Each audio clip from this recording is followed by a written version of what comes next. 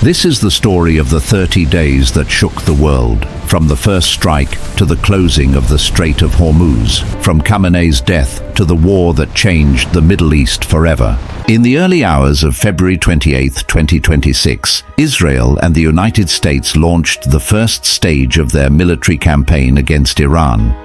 The opening salvo targeted a leadership meeting in Tehran that included Supreme Leader Ayatollah Ali Khamenei, Iran's defense minister, the chief of staff of the armed forces, and the commander of the Islamic Revolutionary Guard Corps. All were killed in the attack. The Iranian government declared 40 days of national mourning. Within hours, Iran's supreme leader was dead. The regime's top military leadership was decimated.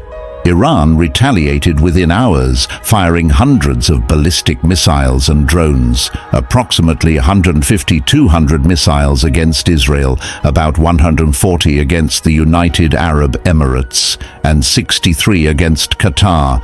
President Trump announced the attacks in a video message, calling on Iranians to take over their government. "This will be probably your only chance for generations," he said. He described the attacks as major combat operations. Following his father's death, Mojtaba Khamenei was named the new supreme leader of Iran. The transition marked only the third time since the 1979 revolution that a new supreme leader had taken power. In the days following, Trump and his top officials offered shifting reasons for the war. Secretary of State Marco Rubio told reporters Israel's determination to attack forced Washington to strike. The next day, Trump contradicted his Secretary of State, saying he ordered U.S. forces to join Israel's attack because he believed Iran was about to strike first. "I might have forced their hand," he said. On March 6, Trump wrote on social media, "There will be no deal with Iran except unconditional surrender." The demand signaled a maximalist approach that critics compared to the Iraq War. Pentagon Chief Pete Hegseth told CBS News strikes on Iran were only just the beginning. A day later, Trump told the same network, "I think the war is very complete, pretty much." The confusion reflected internal divisions. By March 13th, Trump softened his call for Iranians to topple their government, telling Fox News, "That's a big hurdle to climb for people that don't have weapons." The shift suggested a narrowing of U.S. objectives. Throughout March, Iran effectively closed the Strait of Hormuz, through which 1/5 of global oil supplies pass. Iranian naval forces targeted vessels linked to the U.S. and Israel, causing a global energy supply shock. Iranian Foreign Minister Abbas Araghchi clarified, "The Strait of Hormuz, from our perspective, is not completely closed. It is closed only to enemies." He said Tehran's forces had provided safe passage for ships from friendly nations. The U.S. responded by targeting the IRGC Navy during the initial wave. Satellite imagery showed burning warships. CENTCOM announced it had sunk multiple Iranian vessels, including a Jamaran-class corvette. On March 19th, Iranian missiles hit an oil refinery in the northern port city of Haifa. CCTV images showed flashes of light and smoke rising from the area. Production was disrupted for days. On March 26th, Israel announced it had killed Alireza Tangsiri, commander of the IRGC Navy Division. Defense Minister Israel Katz said he was directly responsible for the terrorist operation of mining and blocking the Strait of Hormuz. On March 21st, Trump gave Iran a 48-hour ultimatum: open the Strait of Hormuz to all ships or face attacks on its power plants. He threatened to obliterate Iran's power infrastructure. The IRGC responded that if the US attacked its power plants, Iran would hit power plants in all areas that supply electricity to US bases, as well as the economic, industrial, and energy infrastructures in which Americans have shares. Hours before the deadline expired, Trump announced on Truth Social that the US and Iran had very good and productive conversations and that he would delay strikes on Iran's power plants for 5 days. Iran's parliament speaker, Mohammad Bakir Kalibaf, responded, No negotiations have been held with the US, and fake news is used to manipulate the financial and oil markets. The contradictory claims created confusion worldwide. Pakistan later confirmed it was relaying messages between Iran and the US. A Pakistani official said direct talks could be held in Islamabad as soon as that week.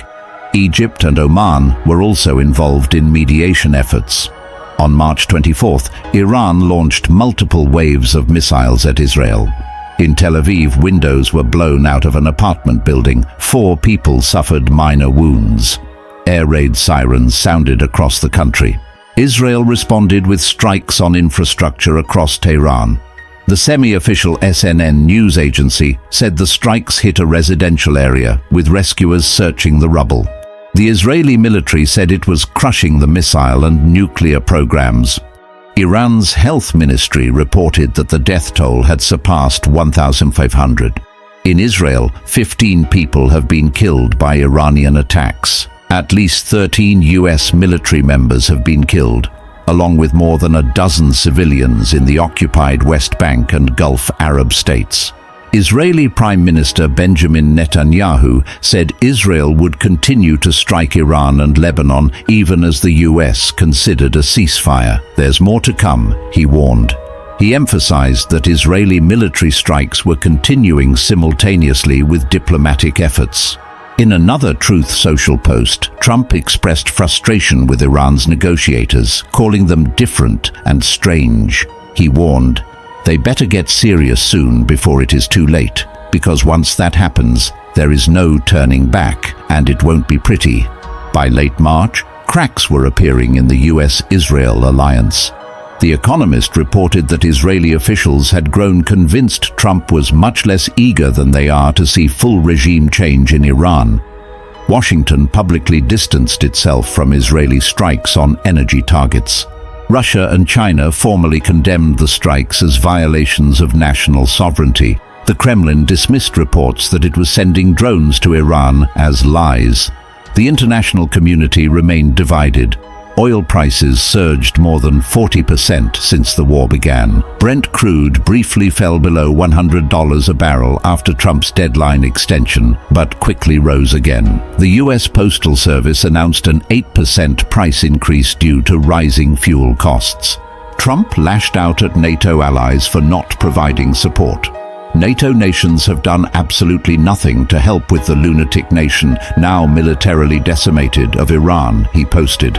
The USA needs nothing from NATO, but never forget this very important point in time.